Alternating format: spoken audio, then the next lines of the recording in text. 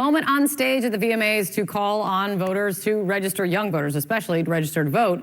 The night before that, she had announced her support for Kamala Harris. And one voter registration group has pointed to a huge spike in traffic and telling CNN the swift effect is undeniable. Let's look at all of this. Harry Enton is here. So, undeniable. Great You word. get to be the judge on that. This all gets to young voters. Yeah.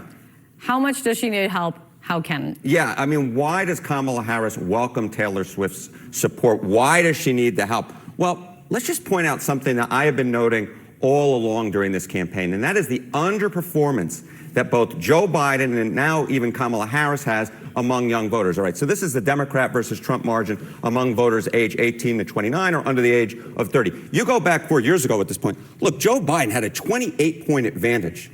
A 28-point advantage over Donald Trump. Now, you look when Joe Biden dropped out of the race, he was up by just 7 points. Now, Kamala Harris has improved on Joe Biden's standing, but look at this. She's only up by 15 points. That is significantly less than Joe Biden was up at this point among the youngest voters in our electorate. It's only about half the margin that Joe Biden was pulling in. So Kamala Harris will absolutely welcome in the support of Taylor Swift if she can move young voters at all, because the bottom line is Kamala Harris is, in fact, not doing as well among young voters as you might expect a Democrat to necessarily be doing based upon history.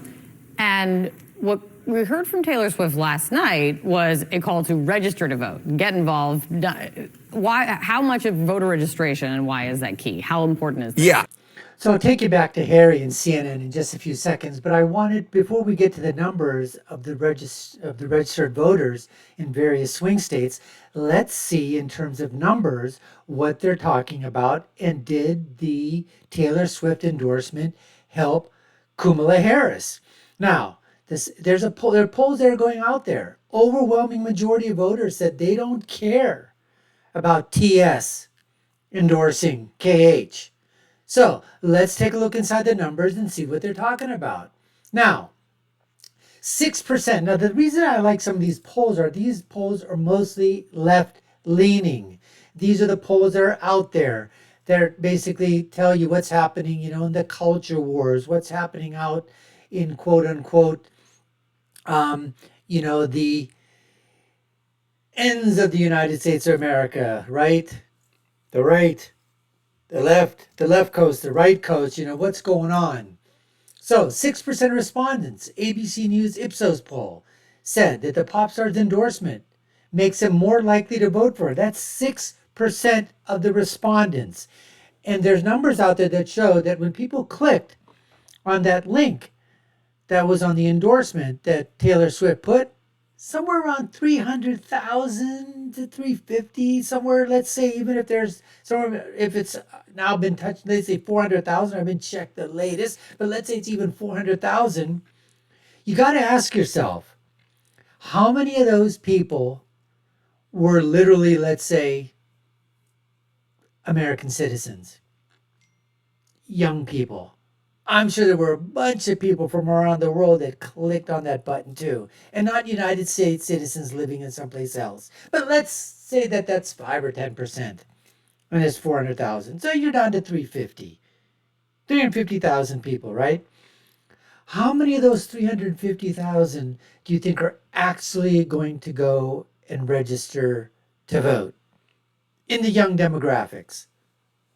Let's even say that you give them 80%. Okay?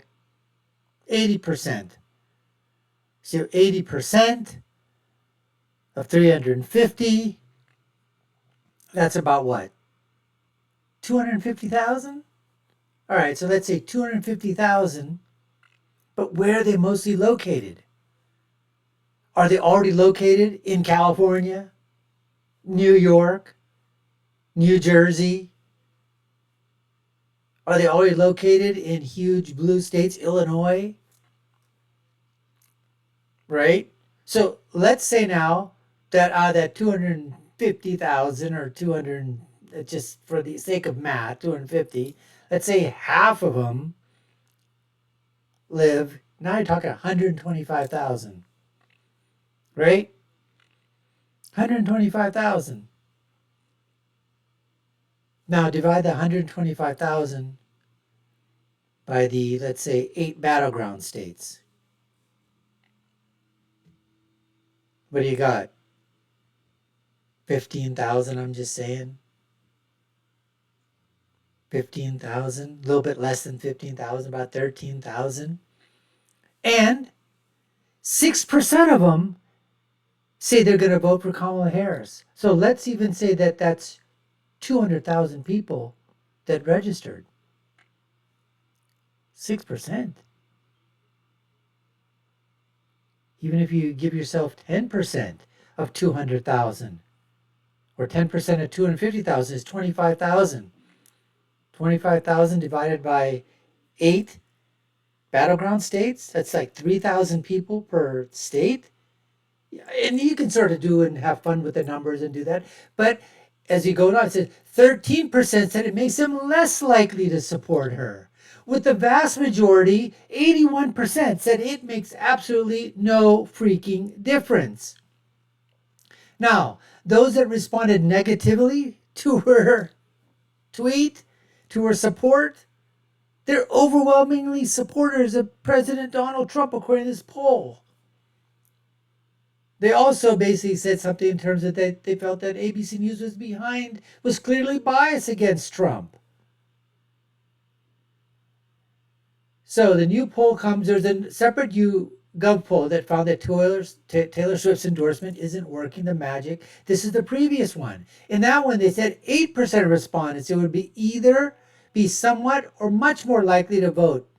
So that's 8%, 6%. Let's even round it up to 10%, as I told you. But still, 20% in that other poll, which was a YouGov poll, said they're somewhat or much more likely to vote for Donald Trump. So the second poll by ABC Ipsos says 18%. This one says 20%. And in this one, 66% said that Swift's endorsement made no difference. Now, it said that Swift posts her endorsement on Instagram to try to coincide with sort of the narrative that, what's her name, Kamala Harris, had won the debate. And so she voted, she announced it with big fanfare, tempered enthusiasm. But she said, I want you to go and do your own research. Wink, wink. Right? Now, here's what's happening, folks. A lot of these young people, they're being registered to vote, but they're going in other directions. They're going the Green Party, Jill Stein, because this whole Gaza thing and all this other stuff that's going on. Anyways, let's get back, and you're going to see some of the registration numbers. Let's see from Harriet and CNN what those mean in terms of the numbers, and where does Kamala Harris stand and Donald Trump stand in terms of registered voters that are currently being registered. Who's making up the difference? Are the Democrats still holding on to their registrative voter, hold that they have? Are they still up in their numbers? Are they still up by 5, 6, 7, 800,000 as they were previous years, presidential voting years in North Carolina, Pennsylvania, and these other swing states? Let's see what's happening now. You take that with what I've just told you right now, based on the numbers of these endorsements with, Taylor Swift. I think, folks, it's literally a drop in the bucket. And if you hear these political scientists at these colleges and university saying that it could or make a big difference, just run the numbers yourself.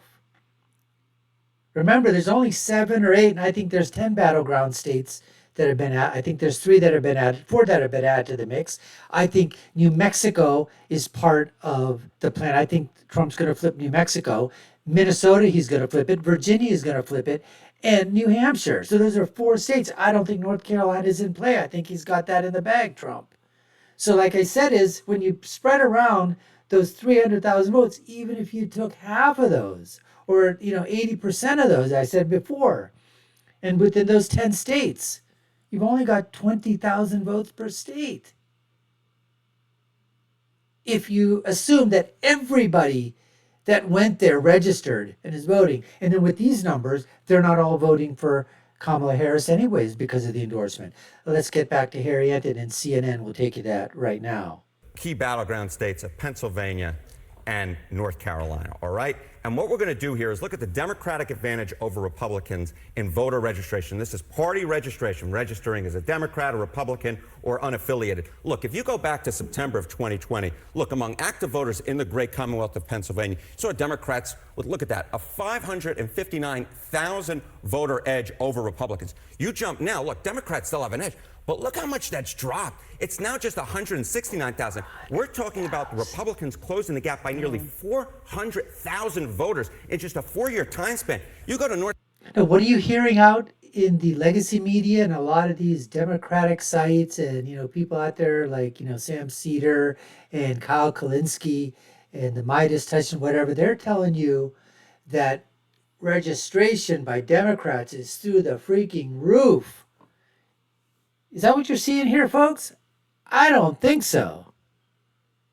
North Carolina, it's the same exact trend, right? You go back to September of 2020, you see Democrats with a 415,000 voter edge, and now they still hold an edge, but it's just 128,000. And of course, both of these states were determined by less than 100,000 voters back in 2020. So the bottom line is Republicans have been doing a significantly better job of registering voters than Democrats have been doing over the last 4 years and getting folks to switch over from Democratic registration to Republican registration. So yeah, Kamala Harris would definitely welcome the idea if Taylor Swift could bring in some more younger voters, Democratic-leaning voters in the electorate, because the bottom line is Republicans have been doing a heck of a lot better job of registering voters than Democrats have over the last 4 years. I mean, this seems like a warning sign. Well, in the result of it, we have to wait and see, right? Yes. I mean, registration doesn't equal votes, but it's something of an indicator. It's an indicator. Speaking of indicators, what is the Swift effect? And folks, this isn't happening in PA, North Carolina. It's happening across all the swing states. Now, Florida is no longer considered a swing state, but do you know that now Florida registered Republican voters are like 1 million more than Democrats? It wasn't that way, just 8 years ago. In 2016, when Trump won Florida, I mean, they had to close that gap, but it was because of the rural areas that came out in unbelievable numbers to vote for Donald Trump to allow Florida to become red, which at that time, was sort of considered that, that purple state, but now it is deep, deep red. The same thing in Ohio. And I have a feeling the electorate now is going to change. The same thing that did in Ohio, in Iowa, and other places. So let's hear now, based on what you just saw here, 400,000 in PA closing the gap, about 300,000 in North Carolina closing the gap. Let's hear what they have to say in terms of what the Swift effect is going to have in terms of voting for Kamala or voting for President Trump. Or doesn't it mean anything at all? Let's hear what Harry has to say. Yeah, what is the Swift effect? So, look, what do we know? Visitors to vote.gov due to Taylor Swift, who clicked on that link on her Instagram post. As of 2 p.m. yesterday, look how many folks clicked on that link. It was 338,000 folks. Now, not all those folks, obviously, are going to register to vote. But the bottom line is this is a ton of folks who could be entering the electorate. Look, it's not necessarily something that's going to change the election if Donald Trump ends up winning by 2 or 3 points. But, of course, the votes in these key battleground states are so tight that any help that you could get at all, this is a clear effect of folks going and getting interested to register to vote. You saw last night Taylor Swift again urging folks to go register to vote. Democrats will take any of the help because the bottom line is this election is so close that any small impact could be all the impact in the world, Kate. Are you saying So, as I said before, take a look at that number. Round that up to, let's say, 400,000 as I did.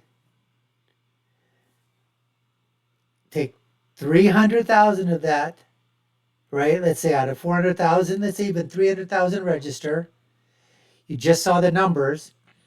There are about 20% of those said that they're going to vote for Trump,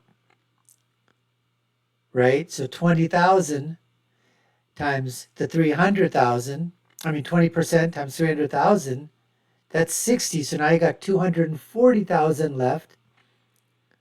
About 10% said that they were going to vote for Taylor Swift. So 10% of 240 is 24,000. divide 24,000 by 8 battleground states, got 3,000 votes per battleground state. And it's fun to go ahead and do that math and see what happens. But the potential impact is, as far as I'm concerned, is virtually very negligible. Let's hear from some people in swing states and hear from what's coming out of the mouths of swing state voters. Let's go that cut right now. Versus endorsement actually has nothing ever to do with my decision to vote for Kamala. Like, she is a celebrity. She doesn't live in the real world. I am a single mom. I have 3 jobs. I have to live in the real world. Taylor Swift endorsement, she doesn't really, is not in politics. She don't really actually know what's going on. So I'm with Trump no matter who vote. If God can endorse Kamala Harris, I'm still going to vote for Trump. No, I already decided who I was going to vote for. So I'm happy that she supports her, but it didn't make any difference to me. And maybe it will to younger people. That would make me happy. Absolutely, because I'm a Taylor fan. I'm a Swiftie. When I found that out, I was like, oh, wow, Taylor Swift is for Kamala. I was like, yeah, absolutely. Like, I'm definitely going to vote for her now. I'm like, especially when one of my favorite singers is, she's with her too. Taylor Swift's endorsement does not make me want to vote for Harris, but possibly my niece, who's 25. She's a Swiftie, so maybe. The Taylor Swift endorsement is a plus. She recognizes that, hey, I have a very strong platform, and it takes guts to do that. Not a single thing. I don't follow anything that these movie stars do. I am concerned about everyday Americans, hardworking people. Taylor who? Taylor Swift.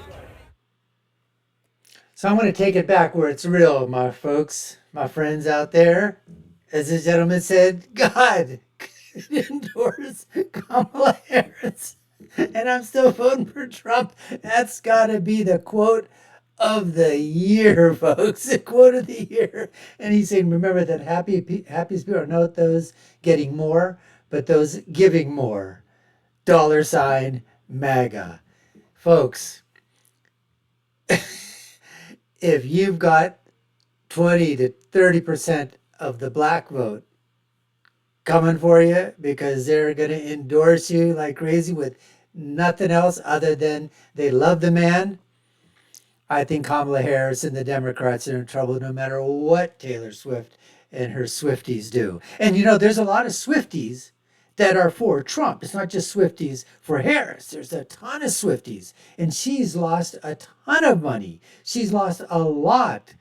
Taylor Swift has lost a bunch of, I saw someplace, and I don't know if this is true or not. I think it's probably a bunch of hyperbole.